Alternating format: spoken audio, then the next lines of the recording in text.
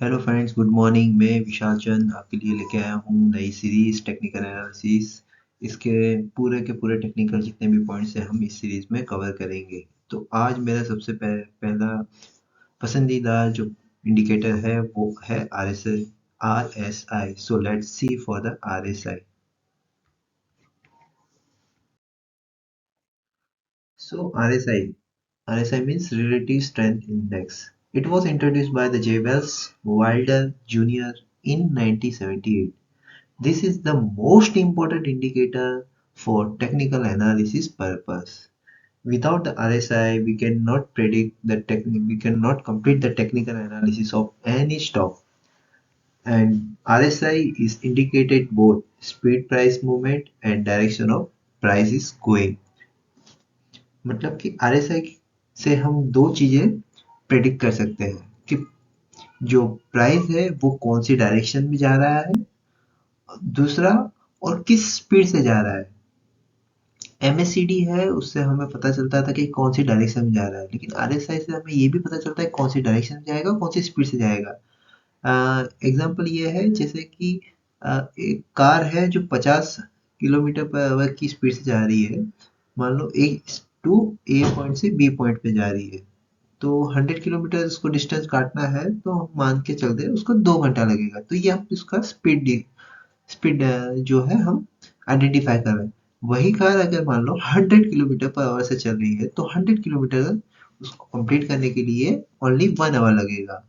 तो ये जो पॉइंट्स है वो हम आइडेंटिफाई कर सकते हैं RSI से कि किस स्पीड से जो मूवमेंट हो रहा है अभी प्राइस का वो हो रहा है। अगर स्पीड ज्यादा है इसका मतलब कि हमें गेन या लॉस जो होगा वो उतने ही स्पीड से होगा।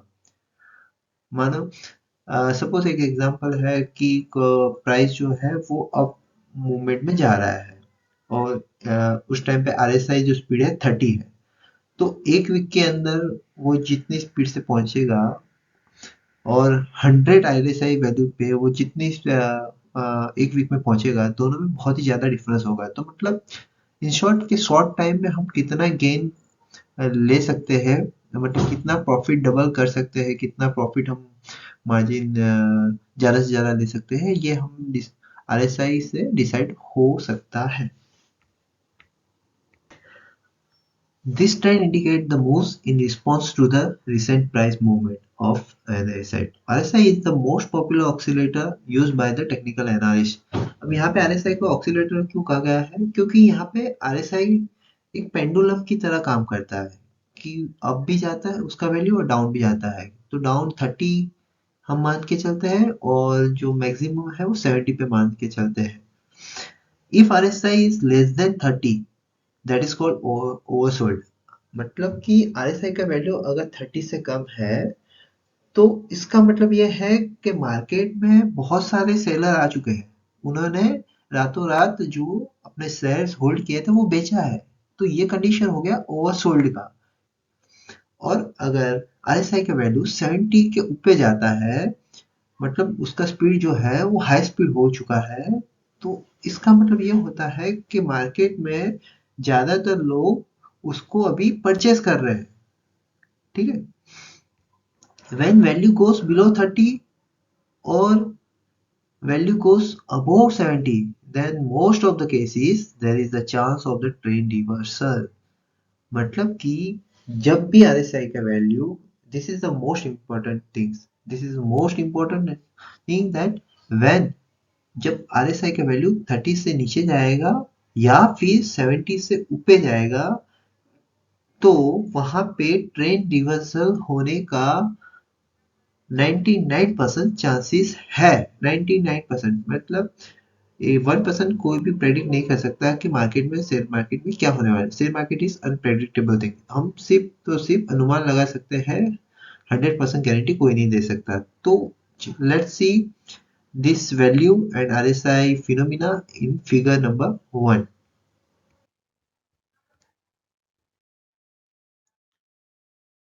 यहाँ पे हमने दोनों पॉइंट मार्क किए हुए हैं फिगर में। This top one indicates that it is more than 70. अगर more than 70% RSI वैल्यू है, that means it is overbought condition।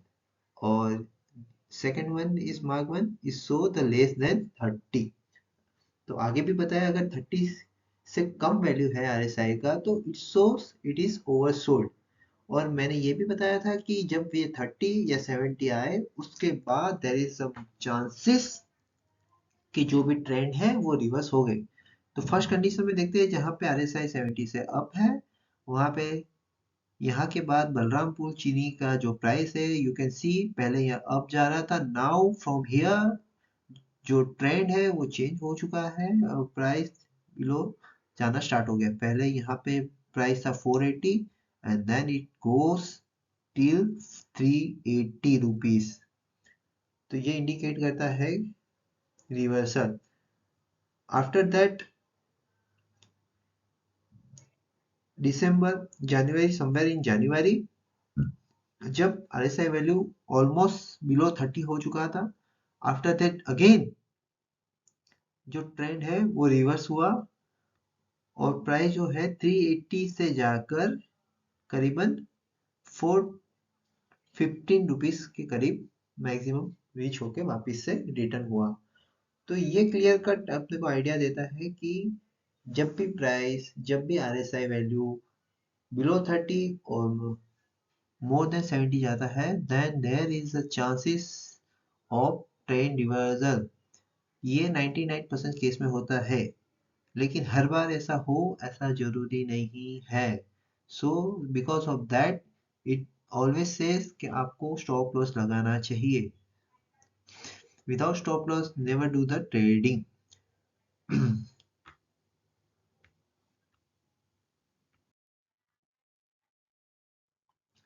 RSI measures the intensity in the price movement during a particular period. For RSI normally we calculate the days 14। तो RSI calculation के लिए जो expert है उनके द्वारा 14 days का calculation दिया जाता है। Always check RSI with reference with MACD and ADX indicator for more accuracy.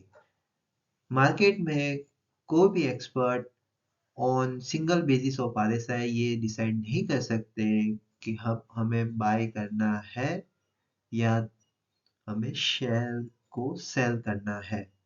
We always take reference RSI with MACD indicator and ADX indicator। ये दोनों ही इंडिकेटर मैं आपको नेक्स्ट लेक्चर में अच्छे से एक्सप्लेन भी करने वाला हूँ। With this we will go ahead divergence theory। Divergence theory is the second point for the RSI।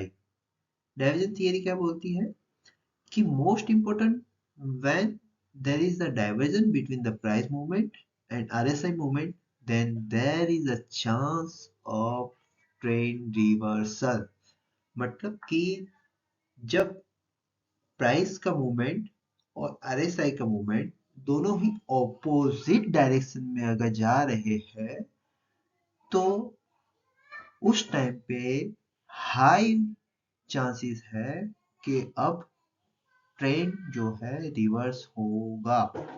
और ये चांसेस बहुत ही कम टाइम में आते हैं कि ऐसा डाइवर्जन थियरी मिल जहाँ पे डाइवर्जन थियरी हमें मिलती है। तो whenever you see the divergence theory in chart then you prefer that time to take a sell call or take a buy call।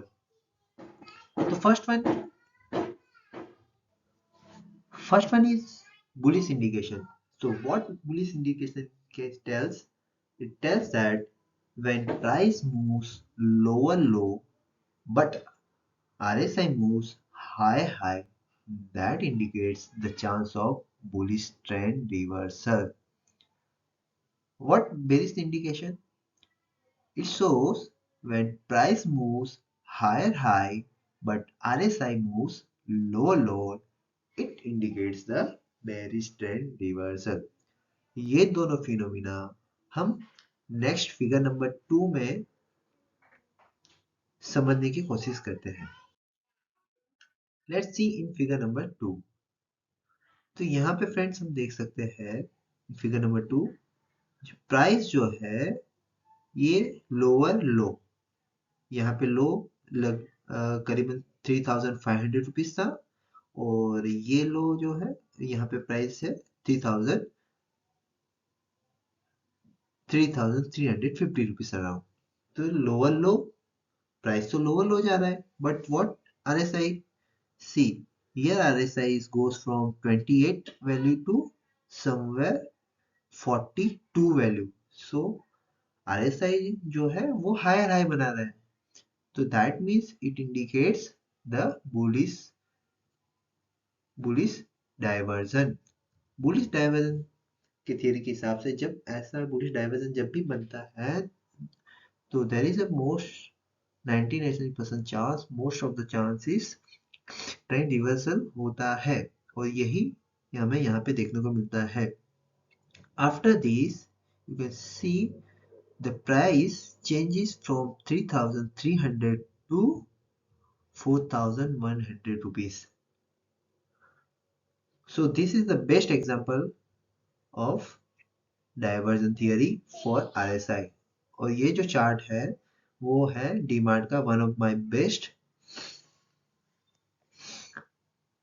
Shares and the period is one day के chart में मैंने रखा हुआ है।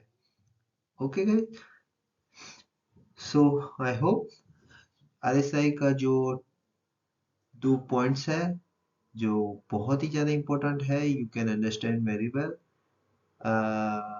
Please message me on Instagram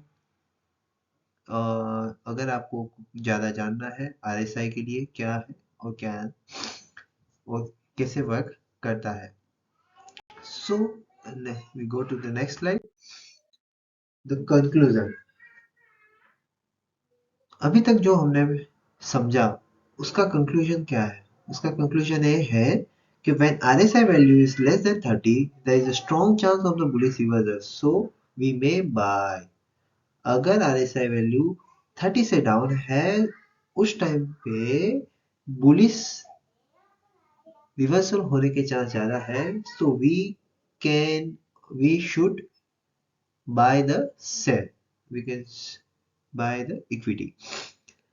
और इससे ही उल्टा जब RSI वैल्यू 70 से ज्यादा है, इसका मतलब ये हुआ कि ऑलरेडी जो प्राइस है वो बहुत ही स्पीड से बढ़ा है, मतलब कि मार्केट में जितने भी बायर्स हैं उन्होंने बहुत ओवरसोल्ड ओवर बॉट कर लिया है।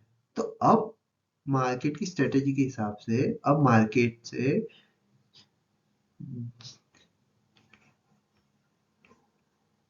so now from the market most of the people will try to sell their shares, so we will see the bearish pattern onwards.